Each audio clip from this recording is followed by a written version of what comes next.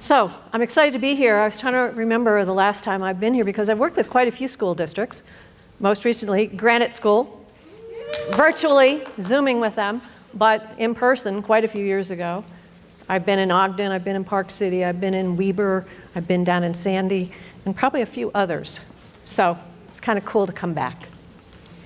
As Nathan said, I've been writing about this for quite a while. A lot of people first saw my Rigor matrices and started to use them and had questions about them. But I've written books over the years. The Deeper Competency-Based Learning book that came out in 2020, I wrote because I was working with schools around competency-based rigor, and there wasn't a book. Somebody asked me the other day, how do you come up with ideas for books to write? It's when I get so many questions about how do you do this that, okay, it's time to write about it. And so 2 people are getting a copy of that book today. And then my little flip book, which I've been selling just out of my backseat of my car, basically, is just the Rigor matrices and some tools that go with it. And a lot of people have found something as simple as that useful because it's a quick reference guide. 2 people will get that. I have to say, the rest of you, the first time my grandson did that to me, I said, oh, are you saying like I'm number 1? He says, no, Grandma, you're a loser. He's a middle schooler, so I could sort of accept that. The Rigor by Design book came out last year. Somebody asked me, how'd you come up with that title? I said, well, a lot of people say we do it sometimes, but not with intent. Everybody engages their kids with rigor sometimes. So this is about practical strategies, and that's the focus tomorrow. But I have a new book coming out. It'll be out later this year with 2 colleagues of mine, and it's called Elevating Competency-Based Learning for PLCs at Work. And we focus on 3 ideas there. Actionable assessment, which I'm going to talk a little bit about today. You're actually the first group that's going to see some of the stuff that's in that book.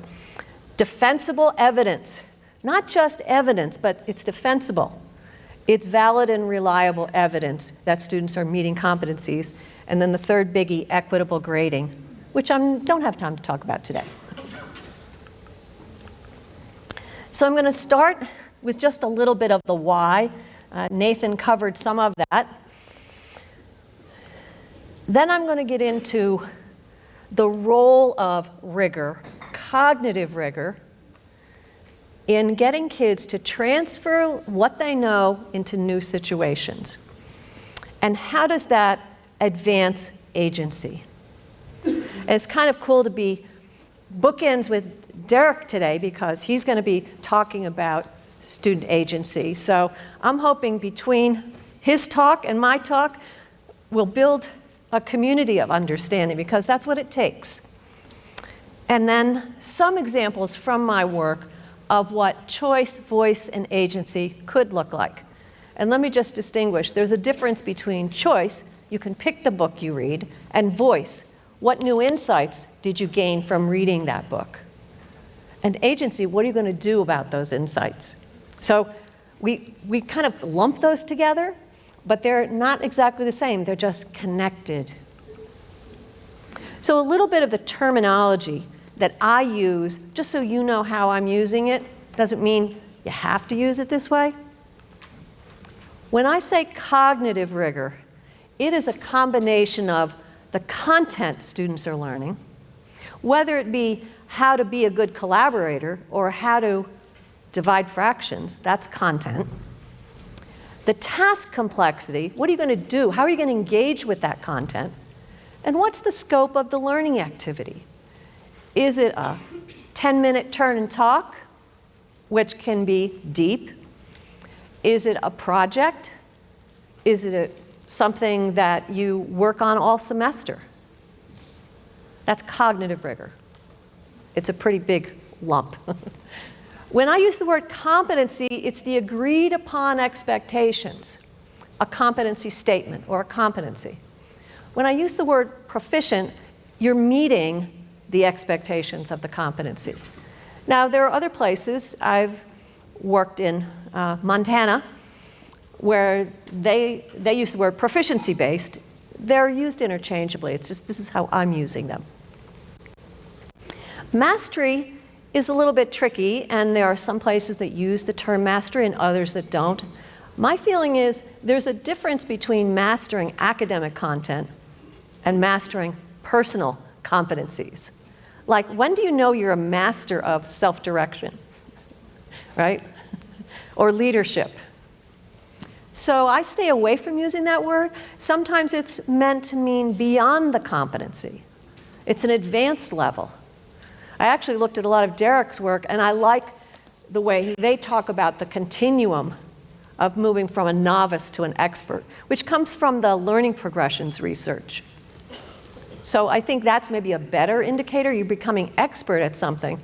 I don't know that there's one way to be a master. Body of evidence is a collection that's prioritized. So if you think in the old days, we had folders with kids' work, and we'd meet with parents and have a conference, and we'd look at the work that student has done. But a body of evidence is, I'm going to select the things that best represent the student's work. They may represent progress. They may represent excellent work, how they've moved from a novice to an expert. So it's a prioritized collection. And some of the things we do in our new book is we talk about ways, and I'm going to give you one example today, of how you select those things. And then the last is student-driven evidence. We all talk about data, test-driven data, but I'm going to talk a little bit about student-driven evidence, where the student is driving what's going to go into their body of evidence. That'll make more sense, I hope, in the next hour. So what does agency look like?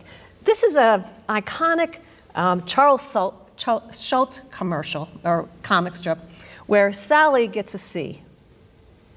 And she says, how could anyone get a C on a coat hanger sculpture? So she starts to question it. Was I judged on the sculpture itself? Because time alone can judge a work of art. Was I judged on my talent? I don't have any control over my talent. Was I judged on my effort? Because I tried really hard. Was I judged on what I learned? Because maybe my teacher should share that C. Was I judged on the quality of the coat hanger, where my parents go and get their dry cleaning done? Because really, it's my parents that have to own this C. And then she says, the squeaky wheel gets the grease. Now that's advocacy, the way it used to look. You'd beg and you whine, and you'd say, please, oh please, I tried so hard. But a newer version that I just happened to see on Twitter, now called X, which doesn't have a whole lot of meaning, because X is the unknown, but a woman had posted this idea of what agency looks like, moving from, I've never been able to do this, so now I can do it on my own. And my question is, what kind of support, if we really want kids to exhibit agency, what kind of support do they need? Sometimes we don't want to give kids the opportunity to take control of their learning because we're kind of afraid of chaos.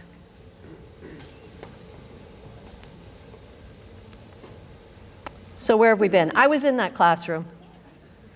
If you're as old as I am, you were in that classroom. It had real blackboards, not whiteboards, and chalk. And one of the things you got to do is clap the erasers outside during recess, because you had to get all the chalk dust out of the erasers. And I could tell some people were actually in those schools. So the traditional system is based on a fixed mindset. It's organized efficiently. It's time-based.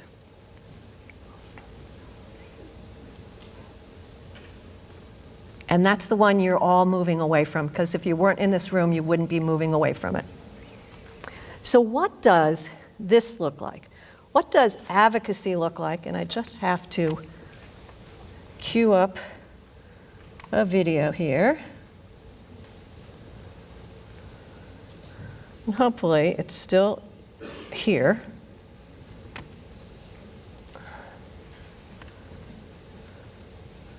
Oh, go away. Sorry, I got so many things in my hands.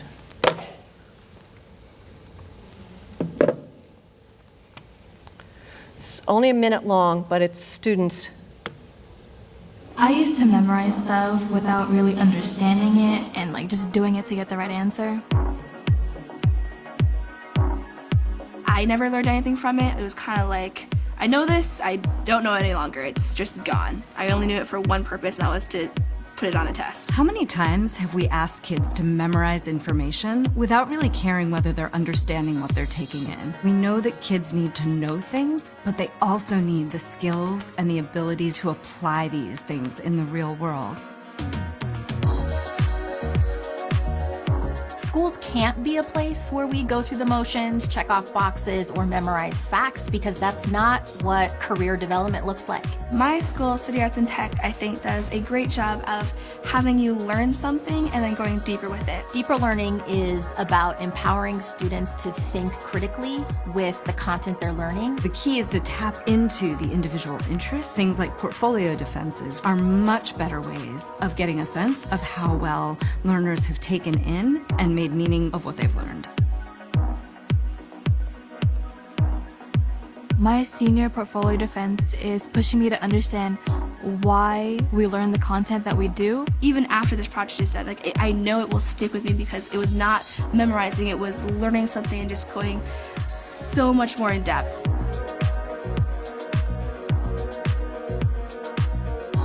All kids can be successful when you shift to deeper learning, because every person has things that light them up, that make them passionate and excited to learn.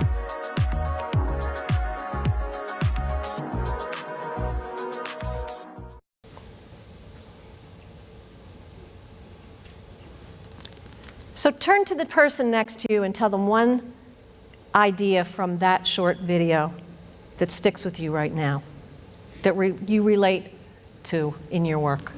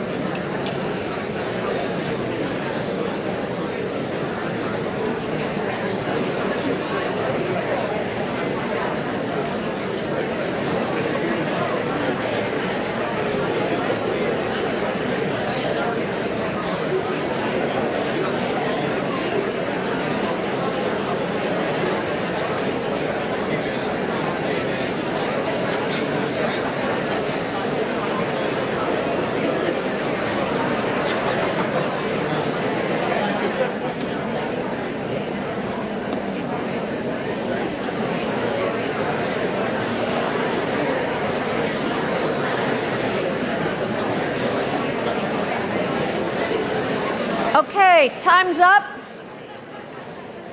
How many people said that what caught their attention was all kids? Deeper learning is for all kids. Or performance tasks. Or kids learning something that sticks with them. What we know, and we're starting to collect research on using performance-based assessments, is that there are more entry points into a performance task than there is to a traditional test. So students on IEPs, students who are English language learners, students who just learn in different ways have more entry points into a performance-based assessment, a real-world authentic assessment. And that's why they have to drive some of what goes into that body of evidence. 2014, I was asked with a colleague of mine, Brian Gong, to collect some of the research. It was right after the Common Core came out. And we were all talking about college and career readiness. And we were asked to sort of look at the solid research behind What kids need, not just to go to college, but to go leave high school and to be ready for the world. And we came up with 3 general skill sets. The first was that in every class kids take, no matter whether they're a pre-K through 12, no matter whether they're in health and phys ed, the arts, career and technical education, or the core content areas, they need to have complex tasks that are challenging. They need to have a little productive struggle. I was glad to see that. They need to think critically, which means they need to take the content apart and build schema. Schema, every content domain has its own schema. It's got its terms, principles, processes. So when you learn mathematics, you've got to learn the schema of mathematics so that when new math comes in, you have a place to store it in your head. And the same is true for every content domain, and that's from cognitive science. So all kids need that all the time. The skill set 3 was they need the opportunity to take some of that learning and apply it in a new way, to try it out. And some of the skills within that skill set is the idea of transferring learning, applying it in a new way. Elaborated communication. This is sort of where the digital literacy comes in. What ways can I share what I know? How can I present my information? How can I engage others beyond my immediate community? And then the third, and this was kind of surprising to us, but it made sense, that those smart kids who do really well in traditional schools and go to college often drop out because they've never learned to be a learner. They've been good memorizers, and we've rewarded them for that, and so now, suddenly, they have to think on their own, and they never learned how to learn. As a matter of fact, that's why kids who are not maybe the top students, but just a little beneath that, and they've had to struggle a little bit, know how to solve problems. So these skills involve self-regulation. I can keep track of what I have to do. I can manage my time. I can break down a task and figure out how I'm going to do it. I can advocate for what I need. And I can be metacognitive about my learning. I know when something doesn't make sense. I know when I'm on track. I know how I can make this better next time. And metacognitive assessments are one of the most underused assessments. Metacognitive. Tell me what you learned about doing this project. We seem to forget about that. We need to do it more. Oh, I was going to say the word fast forward, and I really fast forwarded. So fast forward to 2019, there was a Gallup report that looked at creativity in learning. Remember the creative skill set? Transfer, elaborated communication, disciplined inquiry where you can really go off and study something. Teachers who are using self-centered learning, student-centered learning, not self-centered, sorry. Student-centered learning were the ones who were getting students to engage in this type of learning. Students were saying, we like it and we'd like to do it more. But parents, this was the interesting parents. Parents were asked to rate what they thought was most important. Down at the bottom was near transfer. That's where you do it the way you were taught. It's important. But things like performing well on standardized tests, memorizing facts, practicing what they've learned, that was low on the list. What was higher on the list? Having a voice, deciding how they're going to learn something or how they're going to express their learning.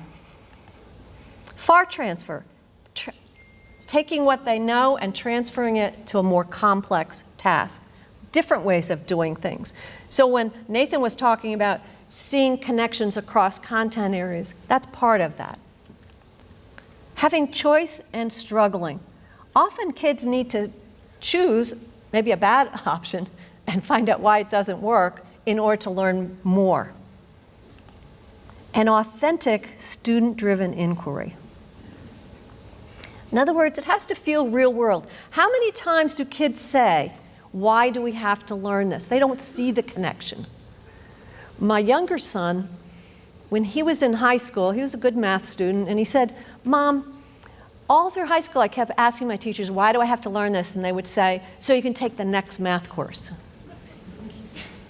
He was in an engineering program in college, and he said, I finally know why I had to learn that. Why couldn't someone show me in high school? He became an engineer, did that for a few years, and then he said, you know what, Mom? I think I would just like to teach high school math. So he's a high school math teacher who gets why you need the math. And I think he's probably a pretty good teacher because of it, because he makes it authentic for his students. And then there's the personalization piece of it, which is kind of part of your whole philosophy. What does personalization do? It makes this accessible to all students. And it's not the individualized instruction that we had back in the 1970s, where all kids were kind of working on their own at their own speed, and the teacher was sort of running around managing it. This is making a personal connection. Because if you don't already know this, I think you know this on some level, if we want cognitive engagement, we have to first engage on a personal level. Personal, emotional engagement. We have to have a hook. We have to say, why do I care about this? Why do I want to learn this? Why is this important to me? Personal engagement comes before cognitive engagement. It's the reason kids turn off, because they don't have a why. But when they are interested and want to know more, that's what turns the switch.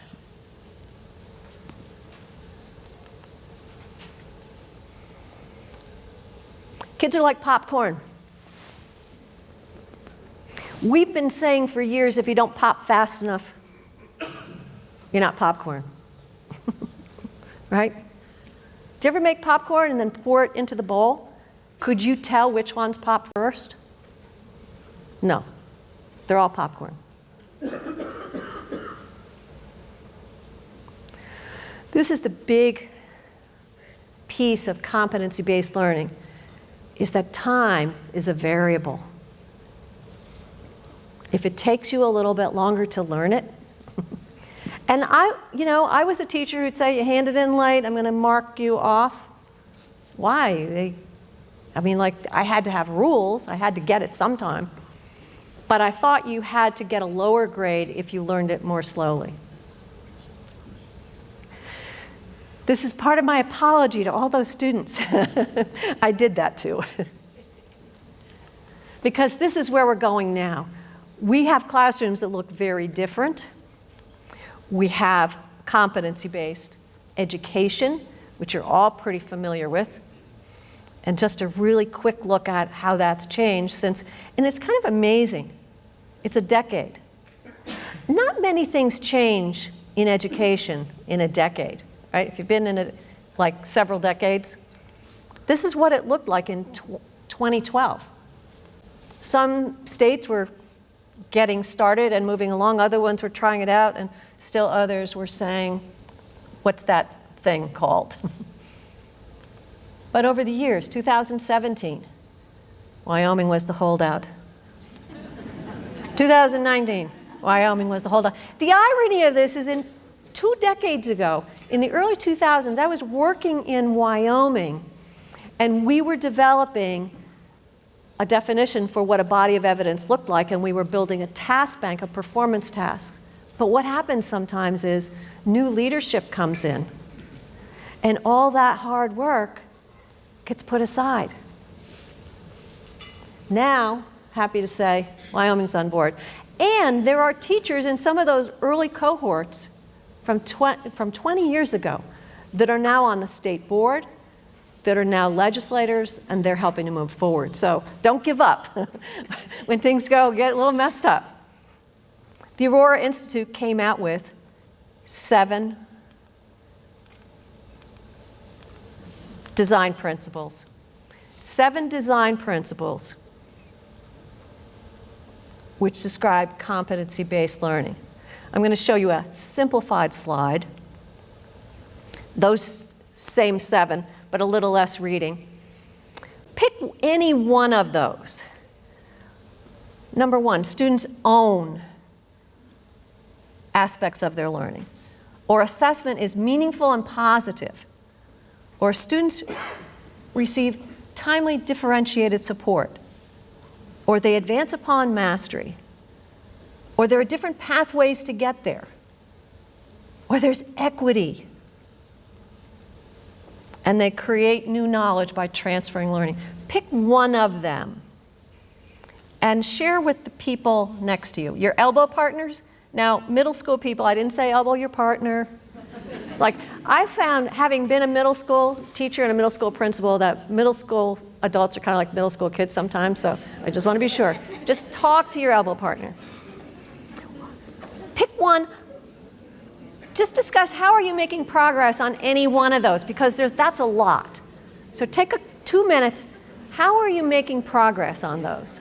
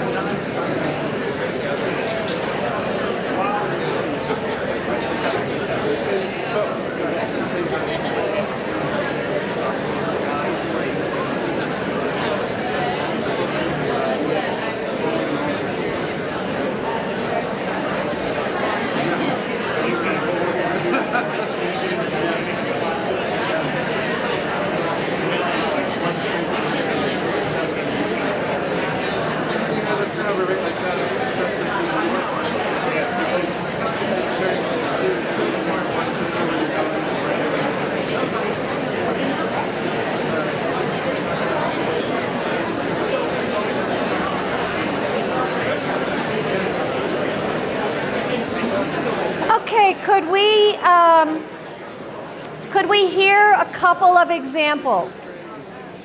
Is there someone in a school who's made some progress in some way and they'd be willing to share just one short example and use your really good, loud voice? Who's made progress on any of these areas? I know you're working on different things. Who's got an example? I'm great with wait time, by the way. Thank you. Would you maybe if you stand, your voice will project a little bit better? This is not fair. I'm volunteering the teachers at Walden. Okay, great. We are doing something called collaborative classes. Collaborative classes. Interdisciplinary classes where the students generate the ideas for the classes. They bring teachers on board. Is anybody willing to share one example? Okay, thank you. So yeah, I've combined with another teacher to do a world building class. The students came up with this idea. It's kind of like a creative writing. The students helped design the rubric for the class, the final project, and they've been tracking their progress and giving each other feedback. It's been really cool, and they've made some really cool worlds so far. Thank you so much for sharing. Yes. The thing is, that's a lot to work on, but I think you're finding that if you start working on one area, it spills over to other areas. And that's, if you stay the course, you build the community. So in our deeper competency-based learning book, we identified certain components that really have to be in all competency-based systems, proficiency-based systems. You're working on the academics, but you're also working on the personal competencies. And so you have to have content, and you have to do something with the content. So we know from the research you can't just work on collaboration without collaborating on something. And that example you shared is a good example where kids are learning content, but they're doing it in a collaborative way. They're also demonstrating probably some leadership and many of those other personal skills. You have to have a way to assess it, and the only way that's truly authentic is performance-based assessment, where kids are doing as opposed to telling you about it. There have to be different pathways to get there, and then there's got to be a way to report. We call that evidence-based grading. Evidence-based grading is when you look at the body of evidence.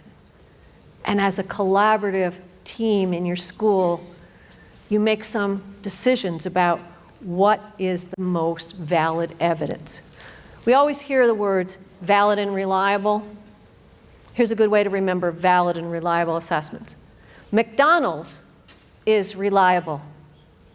You can go to any McDonald's, you get the same menu, the same ingredients, the same price, same results every time. A reliable assessment is different teachers can look at the results from that assessment and come up with the same decision about the grade. It's reliable. But if I come to town and I say, I really don't want just any restaurant, not any meal. I'm a vegetarian and I like whole foods. Suddenly McDonald's is not valid. It's still reliable, but it's not going to be valid for what I want. A valid assessment assesses what you intend to assess. And so it's that evidence has to come from meeting academic and personal competencies in a variety of ways, coming through different pathways, through performance-based assessment. The definition, I've got little page references, and they just relate to, relates to my Rigor by Design book. But what is deep learning? Remember I said cognitive rigor is about learning at a deeper level? It's when students become actively immersed in challenging tasks that require them to seek out and acquire new knowledge, and then apply that and build on that. Wow, that's not your grandfather's school, right? So obviously it requires cognitive skills, but it also presents a lot of challenges. And that's why I think some people will try something and then decide it doesn't work. So I'm all about trying to give you practical strategies, and I know Derek's going to do the same thing this afternoon. How do we make this happen? It's still going to be challenging, but it's doable. So a lot of people, because you know my work with depth of knowledge, that's like really just the starting point. I think of depth of knowledge like the alphabet. You have to learn the alphabet in order to learn the letters and sounds. Then you have to put the sounds together. Then you make words. Then you make sentences and paragraphs. And you write essays and books and plays and documentaries. Suddenly it's not about depth of knowledge anymore, but it's about what you can do with it. So there's this acquiring a foundation and starting to conceptualize that information. And that I call near transfer, and I didn't make that up. That comes from David Perkins back in the 1980s. See, the good thing about being old and having been in education a long time is I knew Madeline Hunter, right? I met Howard Gardner. So I have stories from a personal perspective because I've learned from all those masters over the years. That's near transfer. It's important. It allows information to become automatic. Now you know your times tables. You don't have to keep counting on your fingers. But far transfer is when you take what you've learned and you apply it in a new situation that I haven't presented it to you in class, but you have the skills. Now, another dear friend, Grant Wiggins, who passed away in 2015, used to use this great analogy. I've repeated it. I probably said it more than he has said it. But he said, coming to school is like being on the team. You get to come to practice every day and do the drills, but you don't get to play very many games. Transfer is playing the game. DOK 1 and 2 are the drills. You come to practice and you learn the skills. But when you play a game, you have to apply those skills in a variety of ways. And nobody can anticipate all the different ways. Grant used to coach his daughter's soccer team, and he was saying when she was in middle school, he's yelling from the sidelines to the girls. He said, give and go, look for the open man, like we did in practice. And he said, this one girl puts her hands on her hips right in the middle of the game, turns and says, they're not lining up like they did in practice. Right? So, we need scrimmages. In our teaching, we need to have some drills, but we need to have a lot of scrimmaging because they don't line up like they do in practice once you start playing the game. Students need a lot of opportunities to play the game when it doesn't count, to practice it, to reflect on it. If you've ever played a sport or coached a sport, you know, in a scrimmage you can stop and say, let's think about that. Let's try that over again. Let's do that again. What would work better? That has to be how we teach, because that's how we learn. So here was my next aha about depth of knowledge. That in order to get to far transfer, you had to think about what is the teacher doing at every depth of knowledge level, and therefore what are the students doing at every level. So at depth of knowledge 1, you're focusing your questions in, you want them to pay attention to some small little slice of the information. When you move to depth of knowledge 2, you're saying, how's this like something else? What happened first? What happened last? You're looking for main ideas. You're doing word problems in math. You're expanding their conceptual understanding, not just their memorization of facts. And when you get to depth of knowledge 3, you're saying, does this make sense? How do you know? Do you have any supporting evidence? Far transfer happens when you as an educator steps back and says, I've taught you the skills of conducting research. Now you have to decide how you're going to go about that. I'm here as a coach. So the underlying thinking about cognitive rigor is we have to be coaches. All kids can be teachers. It took me a couple years teaching to figure out I wasn't the only one in the room who could be a teacher. You know, you're teaching this concept and kids aren't getting it, and then some student explains it and somebody on the other side of the room says, oh, now I get it. You're thinking, I should have asked him 2 weeks ago to explain it, because he explained it better than anything I've been saying. So what does it mean when a student is proficient at something? Well, you started on that path, and I give you a lot of credit because I'm often asked to speak in places where they've been working on competency-based or proficiency-based learning, but they haven't really begun to build their policies and their practices around a shared vision. And I commend you, state of Utah, for thinking about how does it look like when kids start out and how does it grow over time. You've thought about the learning progressions, because the only way you can support the vision is if you have the vision in mind as you're planning learning. There's 2 approaches most states have taken. The first is personalization. Lots of states have taken that route. They've developed what those skills are. And some of the challenges here are, how do you measure it? It sounds great. A lot of places have posters on the wall, but they don't know how to measure it.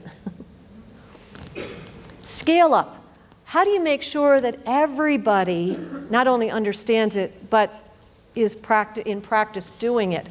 And the collaborative activities that you take in your schools are going to build to that scale up. Lots of money has been put into how do you scale up many, many strategies. This is what some of those posters look like. They are really attractive, and your schools probably have them, but if there's no policy behind it, if you believe that kids need to do performance-based assessments, but you have no time allowed for teachers to develop those assessments or to talk about what those assessments look like, then you're not supporting the thing on the poster. There's a lot of ways it can look. It can be individual, and this is just a screenshot from something that was posted back in 2023, where in Ramsey High School in New Jersey, I actually taught in New Jersey for 15 years, so kind of caught my eye. All the seniors were defending their senior project, their defense of learning, and then they listed, like, this is not just some kids. These are kids in ESL, marketing, digital, social media. It didn't matter what course you were taking. You were presenting. And that's one way as an individual. But then I saw this other one where the students, it was around 2016, and the students felt that they needed to create a voter's guide for their community because they felt that there was a lot of misinformation out there of what the candidates stood for. So that was a collaborative effort. Those both were competency-based.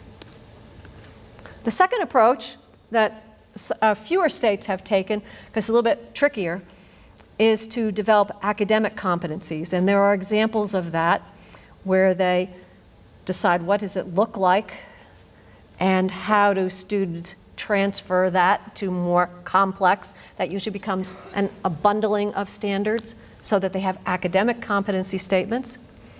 The challenges here are also with how do you integrate that with the personal skills and how do you grade those things. It's different from standards-based grading. If you think about it, and some of the work I've been doing with granite schools is talking about, yes, we have standards, and you've got these frameworks, and you're working on these different standards, and you're saying, well, they can do this well, and they can do another skill well, but a complex task integrates lots of standards.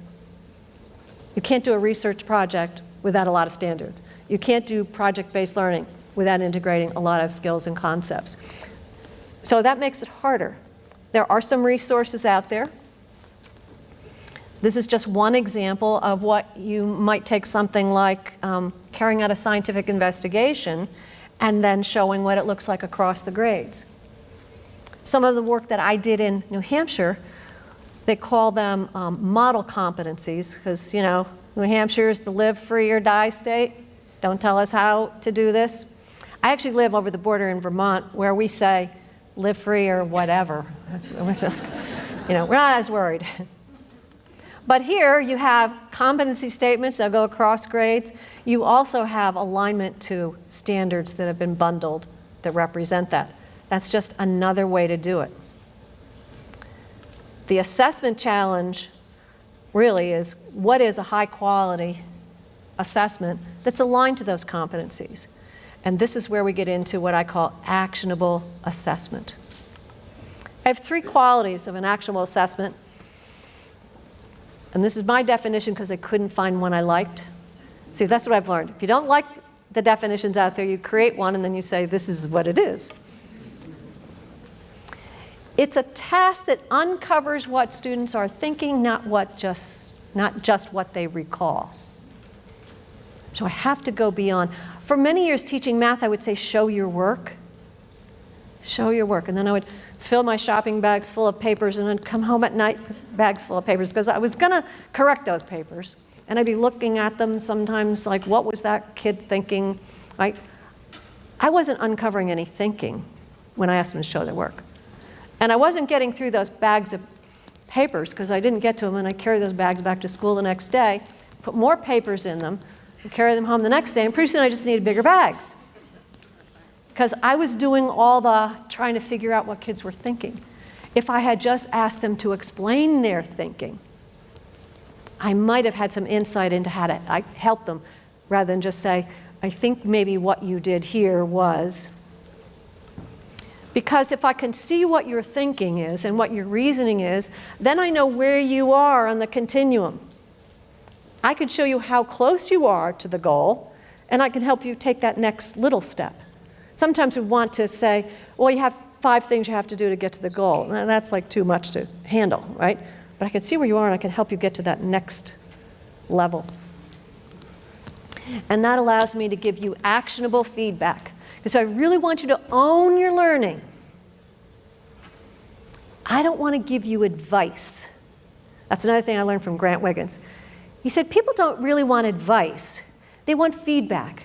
They want to know how close am I to getting there. They want to know what are some of my options so that they can take action on it. How does your work relate to what you see on the screen right now?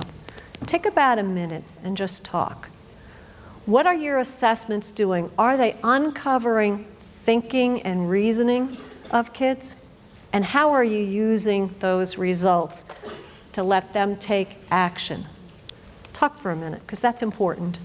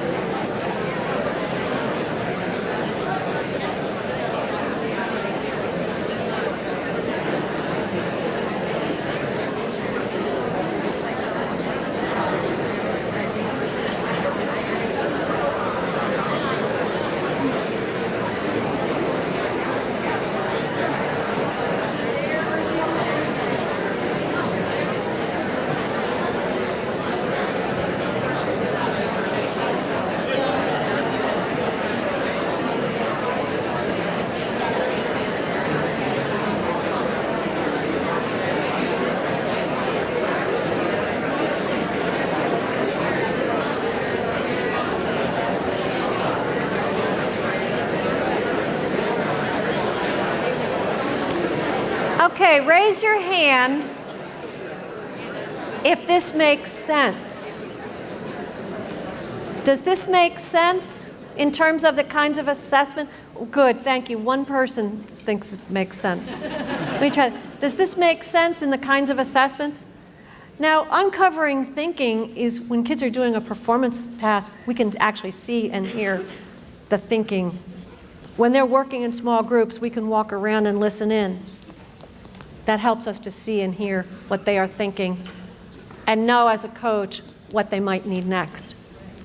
If you're thinking about the rigor matrices, if you're using them, and this, I'm not saying you have to, but I'm amazed at how many countries have downloaded. Educators from different countries have downloaded the rigor matrices. I've seen Japanese versions, Spanish versions, Turkish versions. There was a research study that used the writing matrix in Jordan, not the Jordan down the road, but the one over the over the ocean, that Jordan. But if you are using the matrices, this is what I call the short cycle formative tasks, and we're going to talk about that in my master class tomorrow. And then they lead to performance-based tasks where you transfer that learning.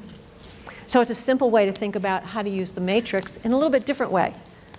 You can think of it as near and far transfer. You can think of it as formative and performance-based tasks. So what do actionable assessments look like? Well, they could look like short psychoformative tasks where kids are actually maybe using sticky notes. It's maybe a group activity. That might just pull out their ability to do things like locate information, interpret information, make connections, generate questions. Or it might look like, this is an example from one of my teachers in the Chicago area. I've been working with cohorts for the last 5 years to develop performance-based tasks. And Adam is a high school English social studies teacher. And his task was called the New Deal. His essential question was, if there was a New Deal today, what would it look like and who would benefit from it? And they start with FDR's New Deal. Here's the thing, it takes time to do a performance assessment. So I always say, what are you teaching now that has relevance in kids' lives today? Now, FDR doesn't have, I can remember going through social studies all through high school, memorizing a whole bunch of stuff that had no meaning for me.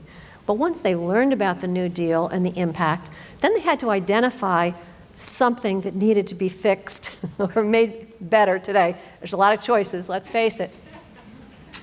Now they are working at all the DOK levels, and he's building the hook by saying, what would you like to have be made better?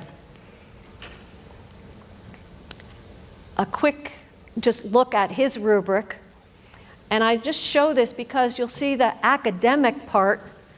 He's hitting some social studies standards, but he's also hitting goal setting.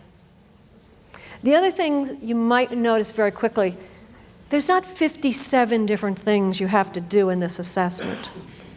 So it's clear what you need to do. At the top, it doesn't say level 1, you're a loser, and you're doing nothing. I've seen so many rubrics that start with a lot of negative language. You can't do this, you can't do that, you're not doing this, you're not doing that. You showed up today and you're still breathing, I'll give you 1. That's kind of what it says. Wouldn't it be better if the rubric started with, this is what it looks like when you get started? You have a topic. Great, you got started, you're on the board. You grab some possible resources to find information. Good. You didn't get the information yet, but you're started. So and they're all written in kid-friendly language, what I can do. But they end up saying, I can independently seek input on a project. That sounds kind of like agency, doesn't it? So you can build the language of agency into your rubrics, and that's what all the teachers do in this project. I've included a link at the end of the PowerPoint. Every year we have a showcase, and you'll see some of the other projects. They blow me away. I have teachers who are working with incarcerated students. Guess what their performance task was? They had to research the resources that were available to them when they got out of jail, and not just research them. They had to create their own little company with a company logo, how they could help other incarcerated students access the resources to help them get back on track. I'd call that agency. And I commend the teachers who came up with that. But they said the kids were very invested in finding out that there were resources out there, what those resources could do, so they had to interview the different agencies, but they actually created, as entrepreneurs, how could I help others like me? Actionable assessments can be prompts that allow students to write about their own learning. And these prompts are taken from rubrics that I've created. They're called BEST, Better Essential Skills for Tomorrow. Oh, Building Essential Skills for Tomorrow, sorry, BEST. And just taking one indicator off of a rubric. There's a link to these. There's one for collaboration, there's one for self-direction skills, one for applying creative skills, creative thinking and problem-solving skills, and communication. And so just taking any one of those and saying, for example, Cite examples from your own work to evaluate how you've expanded your strengths and interests. I can't do that for you. You have to do that. You've got to look at what you have put in your body of evidence and pick those things and talk about those things. A couple of other teachers from the Chicago project said, well, we want kids to be able to measure their own strengths, to make progress and be advocates. And you'll see on the third row down, they're learning about this program called PUNS. I didn't know what PUNS was, but it's a support system for students on IEPs with significant cognitive disabilities. Those are the students they're working with at the high school level. These resources are available, but if students and families don't know about those resources, they usually don't get them.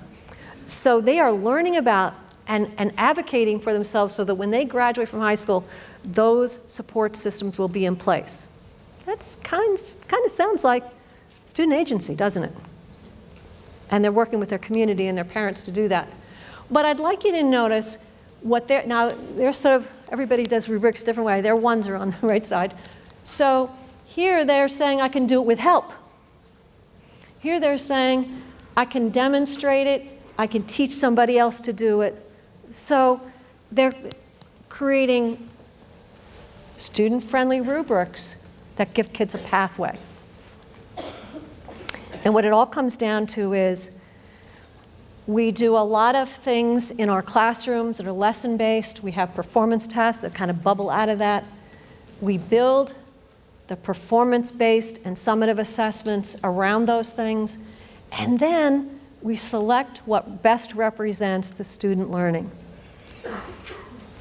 We diagnose, we give little formative assessments, we build summative assessments. I'm not saying there's no place for a test, but there should be some performance-based tests in there as well. And the student-driven body of evidence includes things like portfolios, defenses, conferencing. I like to show videos of kindergarten kids doing conferencing and high school kids doing conferencing because it sort of implies that everybody in between could probably do student-led conferences. It's a good way to build agency.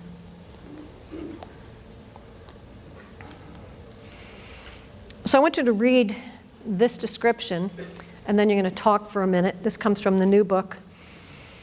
We have this framework called impact.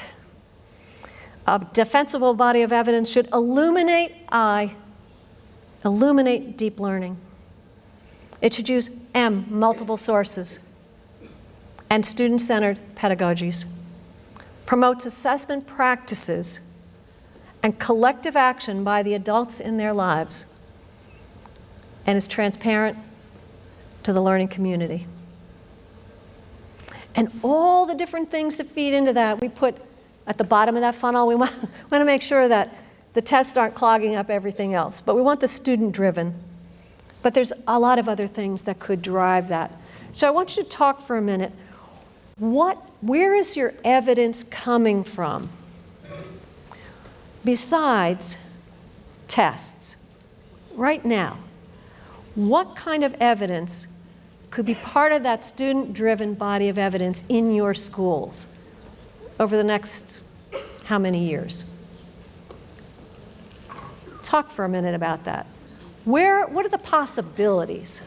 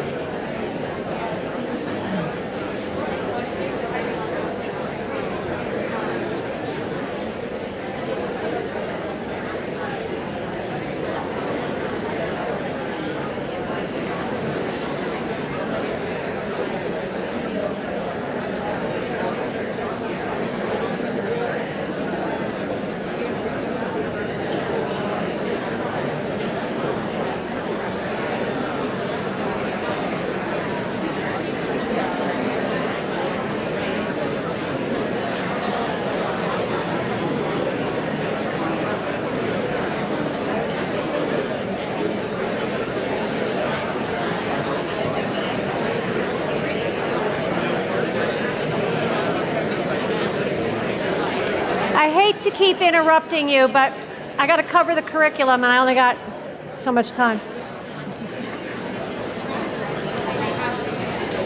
If you do download the PowerPoint, any place where you see a link, this was actually an article that I wrote that was in the Competency Works Aurora Institute publication, so you can read a little bit more about how we frame this idea of impact.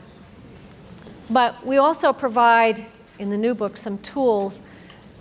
The big question is how do you get kids to decide what to put in their body of evidence?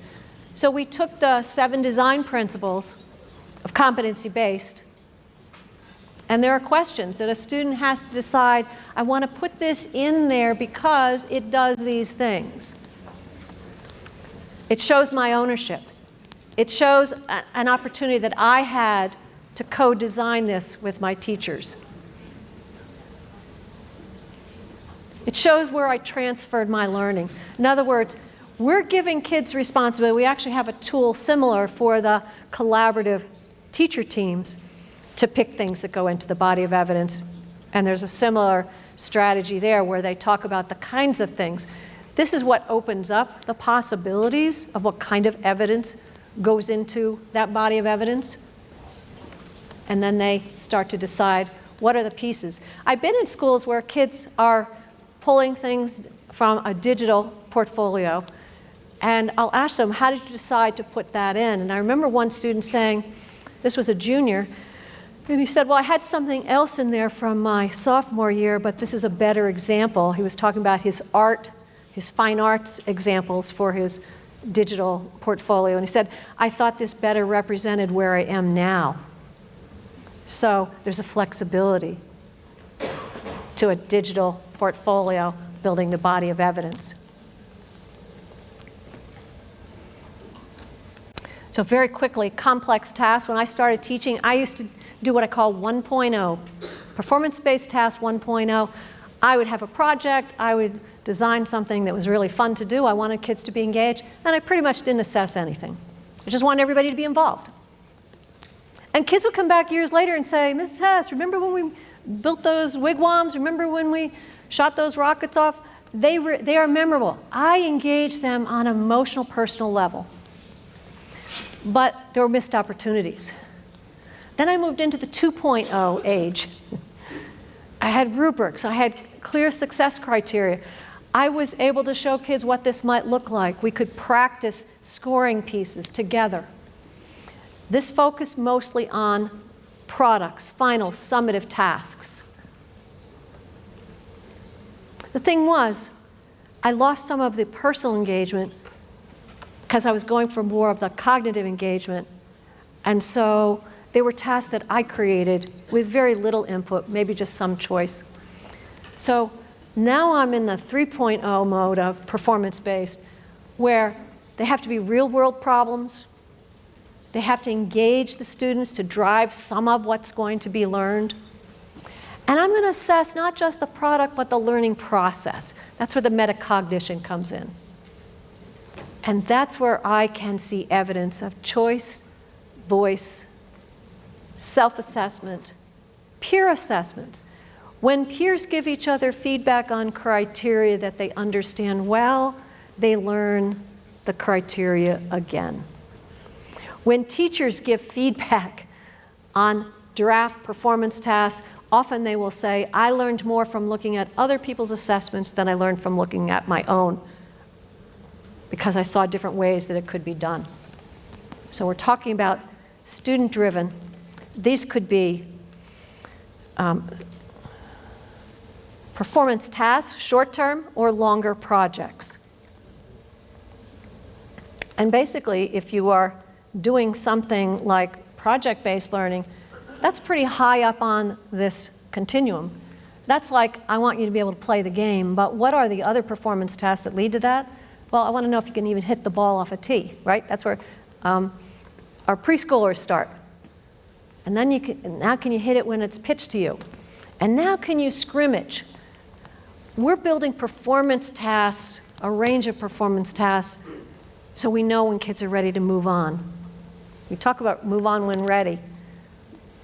We're not giving them, that's not the pre-assessment. Go play a game, I'll see how you do, because they're probably going to lose, because they don't know any of the skills or the rules of the game. We start with some of the precursor skills and build on those. One of the tools that I'm pretty proud of, because I think it makes creating the performance task easier to conceptualize, and I use the acronym STARS. What's a situation or scenario where kids could be solving a problem using skills they've learned? What is a task they have to complete? Who are they going to share that with? What are some of the resources they're going to have available to them? And what are the success criteria? We always, in the projects that I've worked on, we always start with, what are you teaching now? Is there content that they've learned? Are there processes? Maybe you're teaching a research process. Now they're going to use that to research a topic of their choice. Maybe I want to teach them how to create a product so that they can use that product as an option in the future. Now I say, well, if you've learned that, what's a real-world situation where you'd use that skill?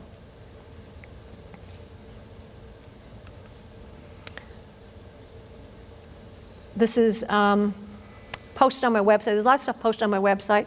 You can see examples of this, but basically teachers start with, what am I already teaching? What are the skills I already want? A lot of teachers put kids into group, but they never assess their ability to work with a group. That's kind of important to know if your collaboration skills are helping the group be successful.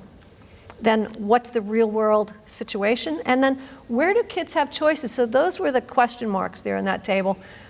I don't have to prescribe everything. I could say you decide who your audience is going to be. If you want to do a podcast, who do you want to, how are you going to promote that podcast? Sample template of what the prompt, the student prompt might look like. We've been learning about, if you had to start with, we've been learning about this, and now you're going to apply it in a new situation, that would force you to think about transfer.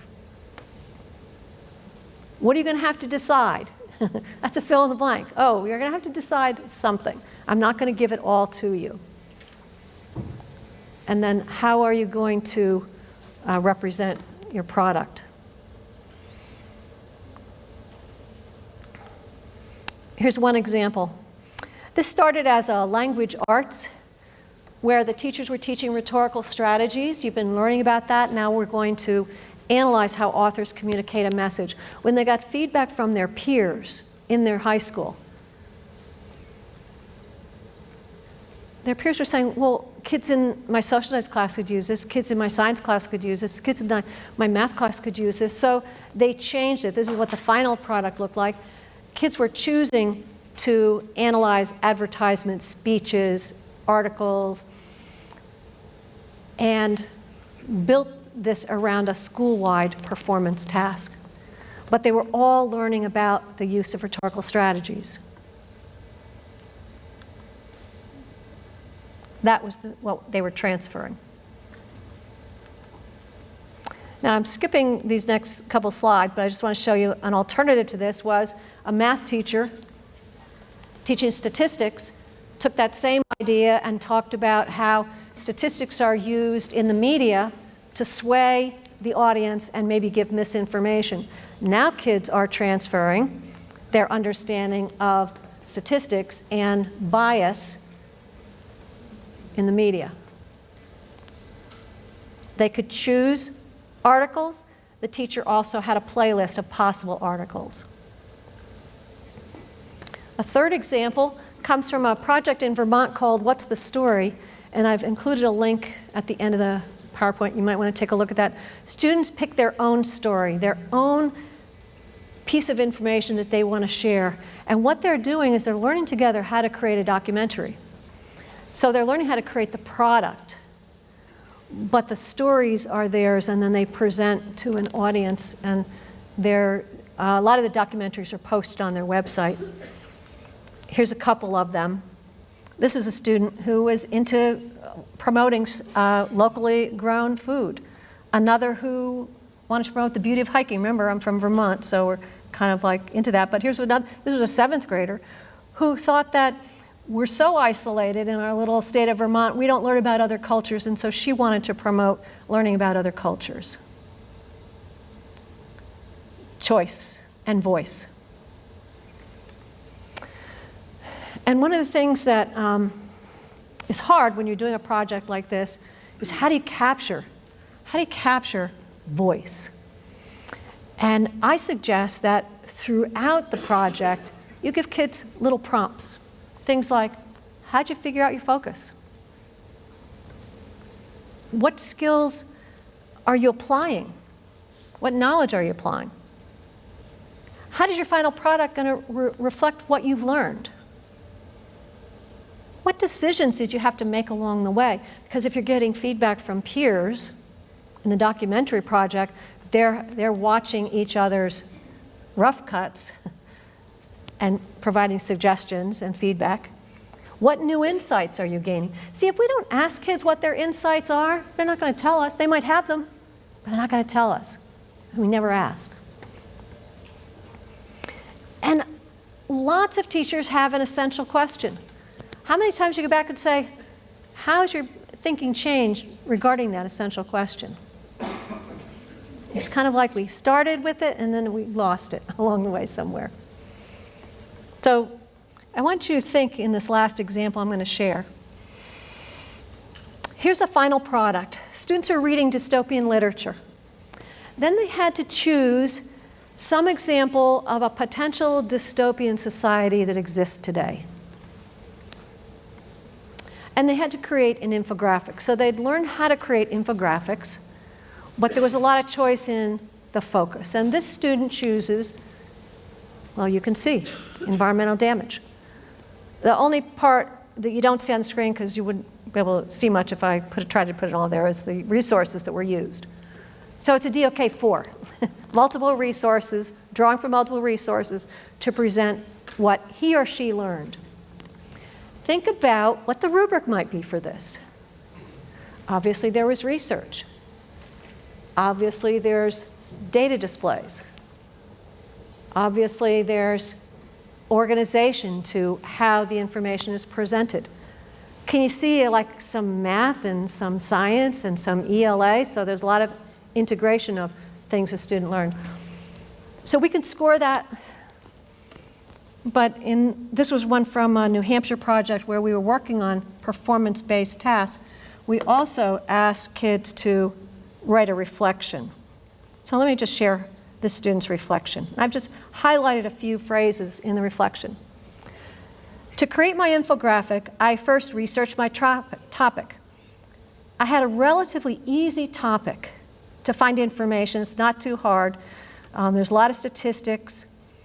I had to figure out what direction I was going to go with the information. Focus on the United States, animals, the world. I picked the rainforest for the tremendous loss and damage. Once I had my direction, I had to figure out how to present it visually in a pleasing way. The layout I chose is good for environmental damage. First I explained the topic, then I showed the damage, then I showed how to fix it.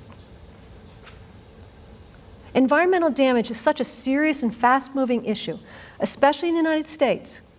The damage affects the future. In dystopian literature, environmental damage is almost always a main source for the beginning of the end and the collapse of the media. Since it's used in literature so much for this reason, looking at the data of our real-life damage is frightening. The proven data about today's world and environmental damage could suggest a reason for the world to become a dystopian society, just like in all the books that they had read. This is a scary thought, and barely anyone seems to care. This is a big theme of the United States and the world, living for today and not tomorrow. The first thing I added to my infographic is an eye-appealing graphic of the world behind the title. It's green because the central color that connects with the environment is green. The background is black to symbolize trauma, death, havoc. Just by the world graphic and title, environmental damage, you can really infer what this infographic will be about, and it gives a first good impression.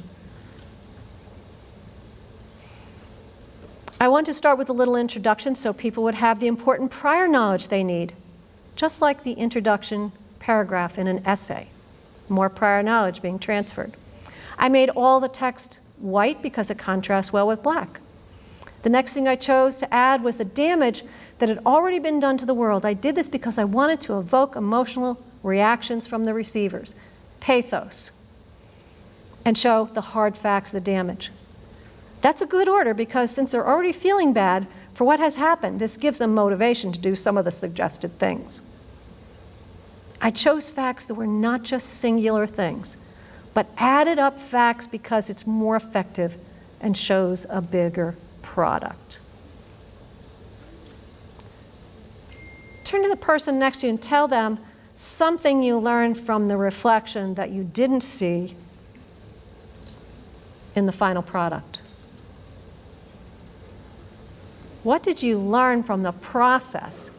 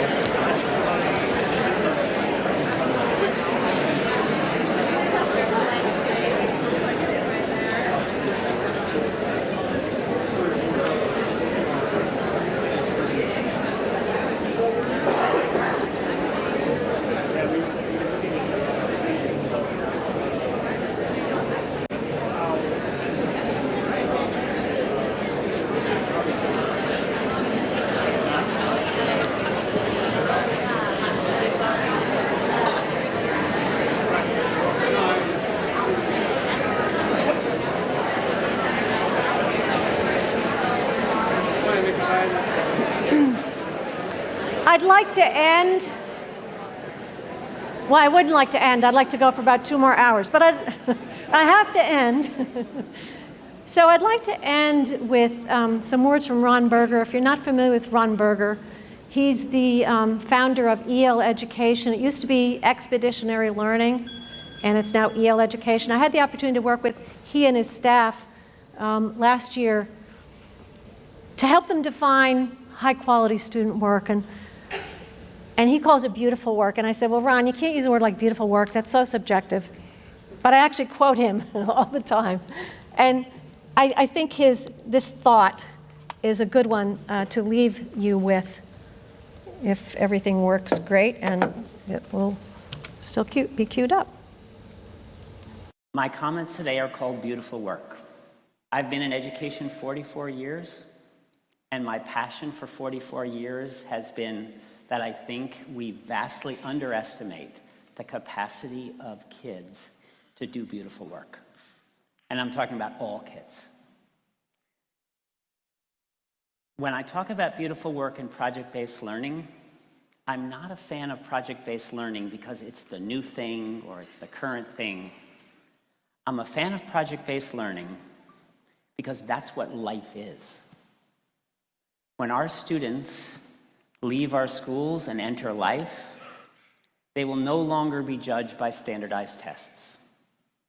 They'll be judged for the rest of their lives by two things: the quality of person they are and the quality of work that they do. It doesn't matter what choices they make, whether they're a surgeon or a plumber or raising a family, the quality of who they are as human beings and the quality of work that they do is what will matter for the rest of their life. And that's what should matter in schools. I work with an organization now, EL Education, that's a good friend of PBL Works. And we are trying to change the national conversation about what student achievement means. Right now, our nation has a one-dimensional view of student achievement. Student achievement means test scores in 2 subjects on a basic level. So when you read in your newspaper, this is a high-achieving school, what does that mean? It means one thing. It means their test scores in math and literacy are good. That's all. And we would say that 3-dimensional student achievement means that kids are doing great academic work and they're building their character. And they're doing high-quality work, that there's craftsmanship in what they do. And you can't have craftsmanship without projects to work on. This is doing what will prepare kids for their real lives. So I've been in this a long time. I started as a project-based learning teacher in the early 70s. And project-based learning was really big in the country. And I'm going to end there because you are ambassadors of this movement. It will not happen. It will not be sustained if you don't keep collaborating and moving it forward. And you're going to make mistakes. We all do. Remember, this is my apology to all those kids I didn't do the best for. So take something away. I hope I've hooked you on a personal level and on a cognitive level. Thank you.